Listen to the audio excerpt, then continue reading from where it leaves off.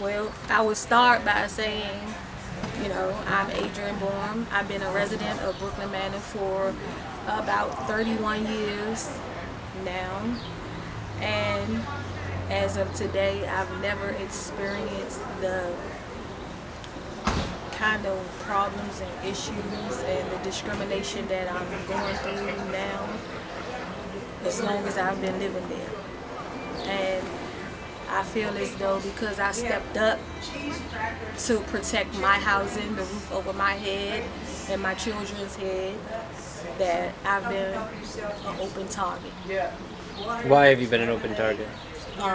Basically because I stepped up. You know, they're doing a new redevelopment on the property, and they want to eliminate limited three, all of 4 or 5 bedrooms. And in the beginning, they told us that nobody would be left out. They would, you know, come. What's the word I'm looking for? They would provide housing for everybody. No one would be relocated. Nobody would be homeless or anything like that. But down the line, all of that seemed to have changed. And I feel as though because I did step up, I became that target. And I was a name complaining on the, I guess, the federal case, you know, for discrimination. And because of that, they can't do anything with me, but they're actually targeting me through my children. What was the?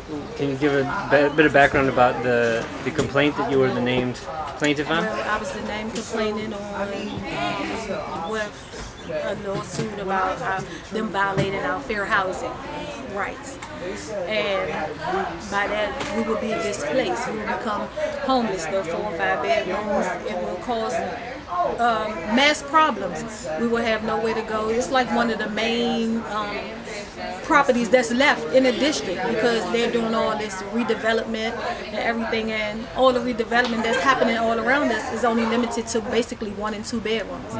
There's no room for families anymore. That's what it seems like to me.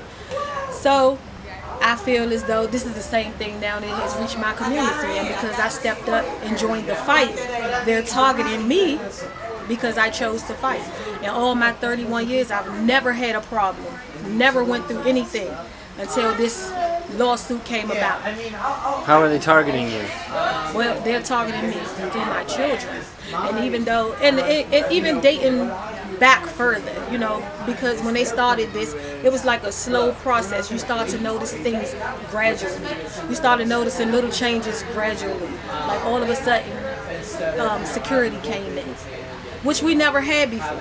And we thinking like, okay, great, we have security, that's good.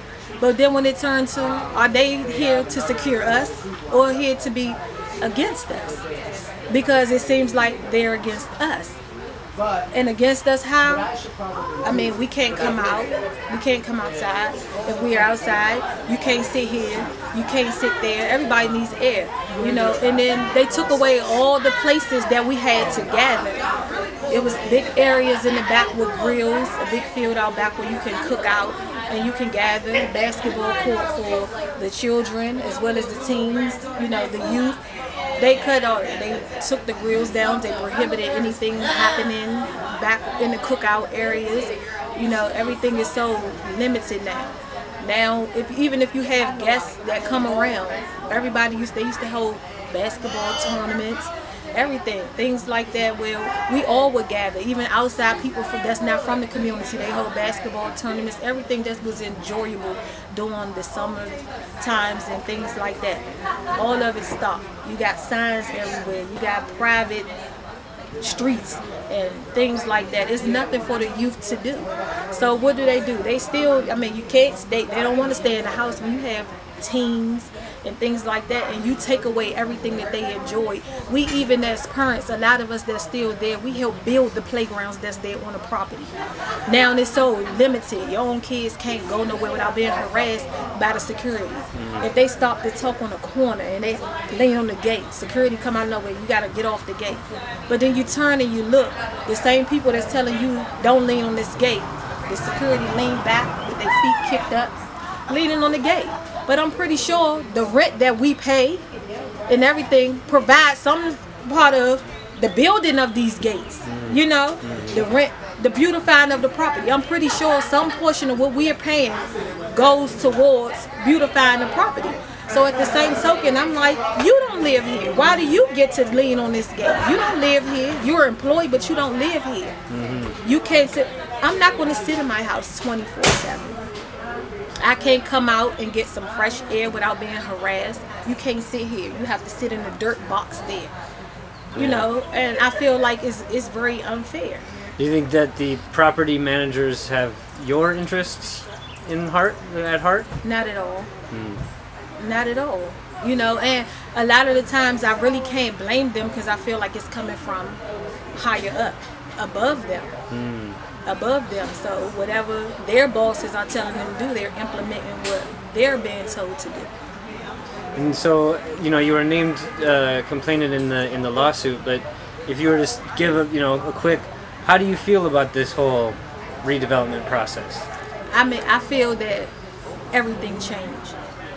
Everything needs a change. I'm not against the change. I'm not against it, but allow me to be included in that change.